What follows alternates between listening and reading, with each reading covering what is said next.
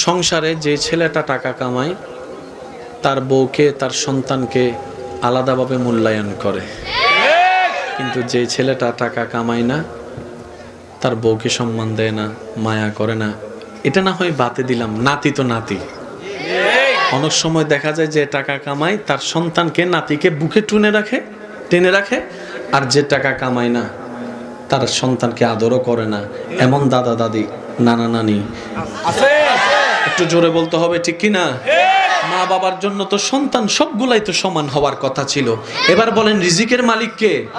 এখানে আমি জানি না আমার সাথে একমত হবেন কিনা, অনেক ছেলে এখানে আছে দাঁড়ে দাঁড়ে গিয়ে চাকরি খুঁজতেছে, চাকরি পাচ্ছে না, হাত কোটায় বসে থাকে নাই, চেষ্টা করছে। সে ব্যবসা করার মতো কম নাই তো করবে কি? তাকে তো টানা দিলে হবে না, তুই আকাইম্মা বইসা রইছস এমন বললে তো হবে না। পারলে উৎসাহ দিন, আর বেশি যদি দরদ লাগে নিজে কিছু কম দিয়া তাকে একটু রাস্তা করে দেন, কর্জে হাসানার ব্যবস্থা করে দেন। দরতুর আমি 10 লাখ টাকা দিলাম, কোনো সুদ দেওয়া লাগবে না, প্রত্যেক মাসে মাসে এটা দিয়ে ব্যবসা করে আমার টাকা আমাকে রিটার্ন করে তোকে কর্জে হাসান আমি দান করলাম। কই এমন মনওয়ালা মানুষ তো পাওয়া যায় না, কিন্তু আঙ্গুল তুলে অপমান করার মানুষের অভাব হয় না। কথা বলেন ঠিক কিনা? সুযোগ পাইলেই শুধু মানুষকে অপমান করে। আমি যে কথা বলছি কারো কোনো কষ্ট লাগছে না তো? এগুলা কেন হয় জানেন? ইসলাম না বোঝার কারণে। নামাজ কম বেশি সবাই জানি, জামাই কয়জনে জানে জামাইয়ের দায়িত্ব কি? বউয়ে কয়জনে জানে বউয়ের দায়িত্ব কি? বউ মনে করে কি লাল শাড়ি পরে ঢুকছি, সাদা শাড়ি পরে বাইরে মো যতদিন বাঁচে থাকবো শুধু রান্না করবো। আর জামাই মনে করে কি আমার কাম টাকা কামানো, আমি টাকার এটিএম মেশিন, আমার কাছে টাকা চাইবো বাজারে টাকা, কারেন্ট বিল গ্যাস বিল আমার কাছে শুধু দিমু। জামাই বউ কো বাচ্চা একটা আছে তো। স্বামী স্ত্রী মানে কি শুধুই বাচ্চা? আরো তো কিছু আছে। কষ্ট নিয়ে না, আজকে একটা কথা বলি। পৃথিবীতে যতগুলো সম্পর্ক আছে, যারা বিবাহিত আছেন আমার ভাই বোন যদি শুনে থাকেন একটু মনোযোগ দিয়ে শুনবেন। নিজের দাম নিজে বুঝলে জগৎ আপনাকে সম্মান করবে, এটাই বাস্তব। এই পৃথিবীতে যতগুলো সম্পর্ক আছে, ভাই ভাই ভাই বোন, তারপরে কাকা চাচা জ্যাঠা মামা বাগিনা যা আছে, পৃথিবীর সবচেয়ে পুরাতন সম্পর্কের নাম হচ্ছে স্বামী স্ত্রী। সুবহানাল্লাহ বলতে হবে। পৃথিবীর সর্বপ্রথম মানবকে হযরত পৃথিবীর সর্বপ্রথম নারীকে হযরত মা হাওয়া। আদম এবং হাওয়ার সম্পর্ক কি ছিল? ভাই বোন, সন্তান, মা, কি ছিল? তাহলে পৃথিবীর সম্পর্কই আল্লাহ শুরু করেছেন স্বামী স্ত্রী দিয়ে। আর একটু জোরে বলা যাবে? আবার আমরা যখন জান্নাতে যাব তখনও সম্পর্ক বজায় থাকবে স্বামী স্ত্রী। এবার আমি প্রত্যেকটা বিবাহিত ভাই বোনকে প্রশ্ন করব একটু ভেবে দেখার জন্য, এই স্বামী স্ত্রী সম্পর্কটা কত দামি হলে আল্লাহ এটা দিয়ে সম্পর্ক শুরু করে। এবার স্বামীর কর্তব্য কি, স্ত্রীর কর্তব্য কি, নিজেরটা নিজে ভেবে থাকার দরকার আছে। কারণ দিন দিন যেভাবে সংসার বংশ ভাঙছে, আত্মীয় স্বজনের মধ্যে জামিলা লাগতেছে, আমার মনে হয় কিছুদিন পরে এই যে বিয়ের অনুষ্ঠান, ছেলে মেয়ের বিয়ে দেওয়ার জন্য আত্মীয় স্বজন না আসলে তো বিয়ের অনুষ্ঠান সুন্দর হয় না। এই অনুষ্ঠান করার জন্য বাড়া কইরা মেহমান আনা লাগবে। কিছুদিন পরে দেখবেন বাড়া কইরা মেহমান আনা লাগবে। কাউরে চাচা বানাবে, কাউরে জেঠা বানাবে, কাউকে মামা বানাবে। উপায় নাই তো, কারণ নিজের রক্তের ভাইয়ের সাথে তো জামিলা। কারো বিয়েতে কেউ যায়? এবার বলেন আমরা কি লাভে আছি না লসে আছি? একটু জোরে বলেন না। এবার লাভ কে কে চান? সবাই একটু হাত তুলেন না রে ভাই। লাভ কে কে চান? চান তো? এবার আসেন, টোটাল অঙ্কটা আমি মিলাই দেওয়ার চেষ্টা করছি ওলামায়ে কেরামের দোয়া নিয়ে। চানেওয়ালা আমরা, দেনেওয়ালা আল্লাহ। তাহলে আমাদের প্রথম কাজ হচ্ছে ওনার সাথে সম্পর্ক করতে হবে। দেখেন আমার হাতের দিকে দেখেন,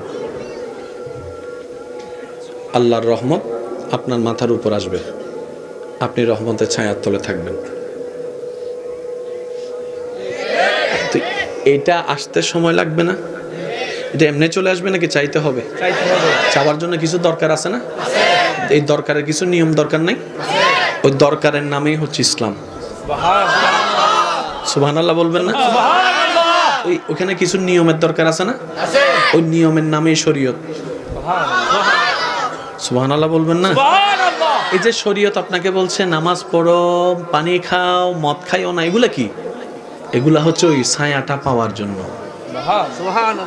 আজান কখনো খেয়াল করছেন? এই যে আজান দিচ্ছে,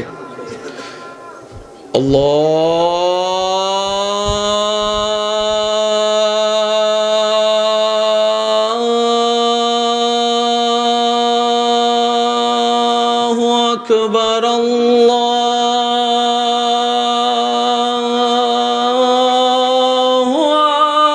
আকবার, আল্লাহু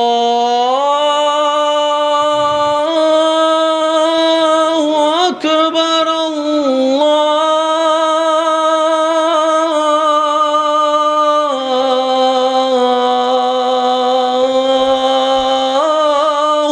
আকবার। এটাকে আমরা সবাই মনে করি আজান, মুয়াজ্জিনের ডিউটি মুয়াজ্জিনই পালন করছে। ভাইয়া এটা আজান ছিল না, এটা অন্য কিছু ছিল। এটা প্রত্যেকটা বান্দার জন্য রবের পক্ষ থেকে রহমত নেওয়ার ডাক। প্রত্যেকটা বান্দার জন্য রবের পক্ষ থেকে রহমত নেওয়ার ডাক। যেই যে টাইমে স্পেশাল রহমত বরাদ্দ হয়, তো দেওয়ার জন্য একটা ডাকা লাগে না? এই চাউল আসছে নিয়ে যাও, কথা বলেন না রে ভাই, পানি আসছে নিয়ে যাও। ওই নিয়ে যাওয়ার ডাকটা দেওয়ার জন্য আল্লাহ মুয়াজ্জিনের ব্যবস্থা করেছেন। এবার আপনাকে যদি আমার নাম দিয়ে ডাকে, আপনি আসবেন না? আপনার নাম দিয়ে আমারে ডাকলে আমি কেন যাব? আল্লাহর নামে ডাকলে তো সবাইকে আসতে হবে। সেজন্য আজান শুরু হয় আল্লাহর নাম দিয়ে। চিৎকার দিয়ে বলেন না সুবহানাল্লাহ। এবার আপনারাই বলেন, আল্লাহর নামে ডাক শুনলে ডাকটা কার পক্ষ থেকে এসেছে? মুয়াজ্জিন দিচ্ছে, কিন্তু ডাকটা কার? আল্লাহ। এবার আমরা সবাই তো একমত যে লাভ ছাড়া আমরা কেউ লস। সেই জন্য আল্লাহ তাআলা আজানের মধ্যে কি দিয়েছেন দেখেন, হাইয়া আলাস সালাহ, নামাজের দিকে আসো। এরপরের লাইন কি দেখেন, হাইয়া আলাল ফালাহ,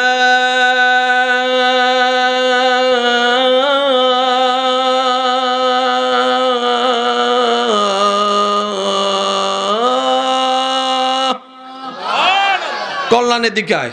লাভ ছাড়া কেউ লস। এক কথায় বুঝেন, যখন থেকে আজানটা শুনবেন আজকে থেকে মনে করবেন আমার আল্লাহ আমাকে ডাকতেছে। সুবহানাল্লাহ। আমি শুনলাম। আপনি যদি মনে করেন যেটা মুয়াজ্জিনের ডাক, তাহলে আপনার পাটা কখনো আর মসজিদের দিকে যাওয়ার চেষ্টা করবে না। কিন্তু যখন বলবেন আমার রহমানে ডাকতেছে, দেখবেন যে শয়তানের বিরুদ্ধে যুদ্ধ করার মতো একটা স্পিড। আর একটু জোরে জোরে বলতে হবে, ঠিক কি না? শয়তানের বিরুদ্ধে যুদ্ধ করার দরকার আছে না নাই? আর একটু জোরে বলেন, দরকার আছে না নাই? আল-ইয়াওমা আকমালতু লাকুম দীনাকুম ওয়া আতমামতু আলাইকুম নি'মাতি রব্বানা আতিনা ফিদ দুনিয়া হাসনাতাও ওয়া ফিল আখিরাতি হাসনাতাও ওয়া কিনা আযাবান নার। ও আমার মুসলমান ভাইয়েরা, ঈমানদার ভাইয়েরা, মনে রাখবেন দুনিয়ার কল্যাণ, আখিরাতের কল্যাণ ইসলামের ভিতর আল্লাহ দান করে দিয়েছেন। বলেন সুবহানাল্লাহ।